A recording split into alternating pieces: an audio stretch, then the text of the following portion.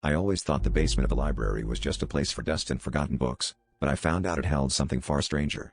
Last Tuesday, hiding from the rain, I stumbled upon an old typewriter buried under a pile of yellowed newspapers. Its keys were stained with ink and age, but what caught my eye was the paper in its carriage. My name was typed at the top, crisp and clear. Beneath it was a story of me, a story that hadn't happened yet, but that was about to change. Curiosity crept over me like a chill, and I read every word, until I wished I hadn't.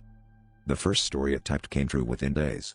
A chance meeting with an old friend, just as the paper described, down to the color of the scarf she wore.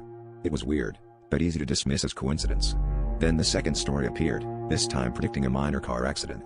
I laughed it off, but 2 days later, my car skidded on a patch of ice, barely clipping a street sign. My laughter turned to unease, but I couldn't stop myself from visiting the basement again, drawn in by the clacking keys echoing in the dark. I began visiting daily, each time the typewriter greeted me with a new story, a warning of what was to come. Some were benign, like finding a stray cat that would soon become my loyal companion. Others were more sinister, hinting at shadows lurking in the corners of my life, secrets and betrayals I was not ready to face. I tried to ignore them, but each tale clung to me, weaving itself into my waking life with unsettling accuracy. It was as if the typewriter was not just predicting my future but dictating it. Last night, the typewriter clicked and clattered in frantic rhythm, hammering out a final story. My heart pounded as I read the words, detailing a fire, consuming everything I loved.